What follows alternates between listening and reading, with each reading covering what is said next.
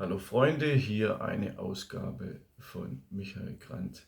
Klartext, heute noch einmal zum Thema Ukraine-Krieg. Und ihr wisst, ich bin ein objektiver Journalist. Ich bete nicht die NATO-Propaganda nach, sondern ich versuche, beide Seiten darzustellen.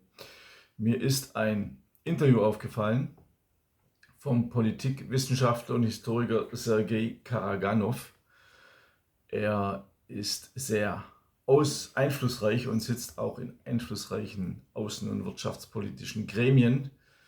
Und seiner Aussage nach ist die Gefahr eines Atomkrieges seit so hoch wie Ende der 1950er Jahre. Er sagte, ich zitiere, der Mythos der unkontrollierten Eskalation, zu dessen Entstehung ich selbst teilweise beigetragen habe, um Kriege zu verhindern, ist jedoch nur eine Legende. Ein Atomkrieg kann gewonnen werden, aber Gott bewahre, dass er jemals begonnen wird. Er bezeichnet den Einsatz von Atomwaffen als eine schwere moralische Sünde. Und er sagt, ich zitiere, abgesehen vom Risiko einer unkontrollierten Eskalation ist der Einsatz von Atomwaffen an sich ein schwerwiegendes moralisches Vergehen und ich wünsche mir aufrichtig, dass sie nicht zum Einsatz kommen. Laut Karaganov besteht das Dilemma darin, dass Moskau vor der Wahl stehe, entweder seine wirksame Fähigkeit zur Abschreckung unter Beweis zu stellen oder zu riskieren, langsam durch Sanktionen ausgelaugt zu werden. Er sagte, ich zitiere, ich kritisiere unsere Führung für ihre Unentschlossenheit, aber ich denke, dass meine Worte Gehör finden werden. Ich bin der Meinung, dass wir, wenn gegen uns ein Wirtschaftskrieg geführt wird, darauf mit militärischen Mitteln reagieren müssen. Es ist Krieg. Zitat Ende.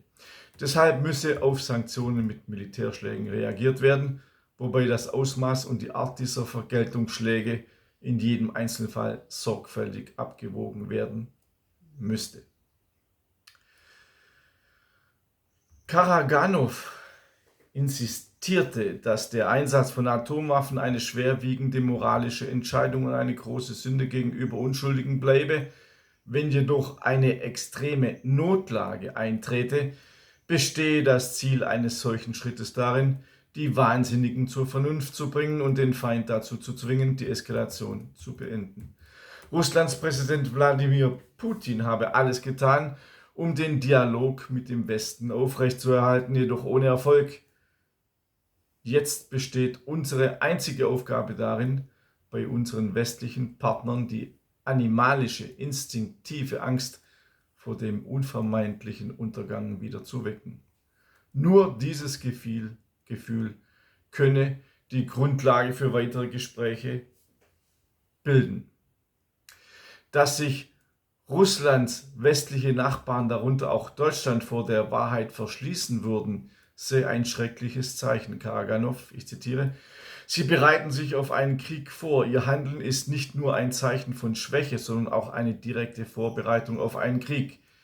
Deshalb fordere ich unsere Führung auf, sich vollständig auf einen Krieg und die Zerstörung Europas vorzubereiten, das erneut diesen Weg eingeschlagen hat. Wenn die deutschen Medien und das Establishment erneut Krieg führen wollen, dann garantiere ich Ihnen, es wird kein Deutschland mehr geben. Niemals. Zitat Ende. Deutschland habe Europa, der Menschheit und sich selbst bereits ungeheuren Schaden zugefügt. Karaganov, ich zitiere, wenn es, wie es derzeit aussieht, erneut auf Revanche aus ist, werde ich weiterhin öffentlich behaupten, Deutschland muss vernichtet werden. So die Schlussfolgerung Karaganovs aus der gegenwärtigen Konfrontation zwischen Russland und dem Westen. Deutschland muss vernichtet werden. Das wird heute wieder gesagt von einem einflussreichen russischen Politikwissenschaftler, der auch Gehör hat in der Regierung. Deutschland muss vernichtet werden, ist auch der Titel meines neuen Buches.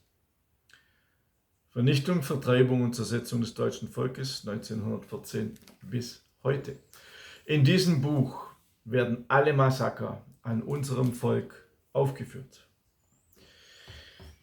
Ich habe eine Liste erstellt mit den deutschen Todesopfern, die es so weltweit in keinem Buch bisher gab, sodass der Leser einfach mal nachvollziehen kann, wie viel, und Achtung, wie viel Millionen Deutsche nicht in Kriegshandlungen, sondern durch Massaker und Terrorbombardierungen umgekommen sind. So etwas gibt es weltweit noch nicht.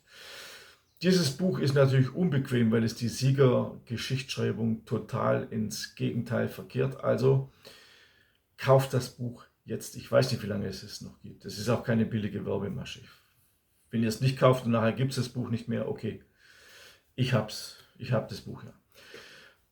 Ein anderes Buch, das ich geschrieben habe, heißt Staatsgeheimnis NGO-Finanzierung. Hier geht es darum, wie Milliarden linken NGOs quasi in den Hintern gesteckt werden, Steuergelder von euch bezahlt, und wie sie dann gegen den Staat agieren und vor allen Dingen, wie sie das Internet aushebeln wollen, die freie Meinungsäußerung. Deshalb abonniert meinen Telegram-Kanal, der Link ist unten angegeben, weil ich will irgendwann umziehen von hier, von YouTube. Da kann ich nicht alles sagen, es wird total zensiert, nach Telegram. Ich habe Screenshots bekommen von den YouTube-Zensoren, da steht drauf, Sekunde 24 haben sie dieses Wort gesagt. Minute 1,37 dieses, das kann man sich gar nicht mehr vorstellen, diese absolute Zensur, das ist unglaublich. Ich muss mich beherrschen. Zum Thema Ukraine-Krieg habe ich ebenfalls publiziert. Und zwar, das zeige ich euch, einmal mein Buch, Deutschland und der 2+4 Vertrag. Und in diesem Buch habe ich auch aufgeführt, warum Russland diskutieren könnte, den 2+4 Vertrag aufzuheben und was dann mit Deutschland geschieht, wenn es keinen 2+4 Vertrag mehr von Seiten der Russen geht. 2 kostenlose Broschüren erhaltet ihr. Einmal Schlachtfeld Ukraine, Angriffs- oder Präventivkrieg, und einmal Schlachtfeld Deutschland, wie die Regierung unser Land in den Krieg treibt. Beide Broschüren bekommt ihr kostenlos. Ja, ihr habt richtig gehört. Kostenlos unter info@konservative.de. Unten auch der Link wieder angegeben. Ich stehe alleine in meinem Kampf für unsere Großeltern, für das Gedenken an unsere Großeltern. Wir waren nicht alles Massenmörder, aber wir werden als Massenmörder angesehen, weltweit. War euer Opa, eure Oma ein Massenmörder, eine Massenmörderin? Waren sie das? Ich kämpfe dafür für das Gedenken an unsere Toten. Hier seht ihr das, 80 Jahre nach Ende des Krieges. Für unsere Toten das Andenken. Für mich gibt es keine Opfer erster und zweiter Klasse. Gibt es einfach nicht. Für mich sind alle Menschen gleich. Und wenn alle Menschen gleich sind, dann sind auch alle Toten gleich schlimm. Von den Linken werde ich mit meiner Arbeit bedroht und beleidigt als Nazi. Von dem Nazi oder von dem, ich habe den Eindruck, von dem Neonazi-Kanal Stimme der Freiheit werde ich als Lügner und Schädling bezeichnet. Schädling, dieses Wort hatten wir schon einmal. Also die Linken sagen, ich bin Nazi, die Nazis sagen, ich bin ein Schädling. Ich stehe dazwischen. Ihr könnt meine Quellen prüfen und sie widerlegen, wenn ihr wollt. Ich schreibe die Bücher nicht für mich. Ob 1000 mehr oder weniger verkauft werden, ist mir egal. Ich bin finanziell unabhängig. Mir geht es darum, an das Gedenken an unsere Toten. 80 Jahre nach Ende des Weltkrieges muss es endlich an der Zeit sein, dass wir an unsere Toten gedenken dürfen. Und dass sie auch in das mediale Bewusstsein kommen. Unsere Toten. Nicht immer nur Opfer zweiter Klasse. Alle Menschen sind gleich. Alle Menschen sind gleich. Und alle Toten jeder Nationalität sind gleich schlimm. Abonniert meinen kostenlosen Newsletter auf www.michaelgrant.de, empfehlt mich weiter. Wie gesagt, ich bin ein Einzelkämpfer und ich bin auf eure Unterstützung angewiesen. Alles Gute, bis zum nächsten Mal. Euer Michael Grant.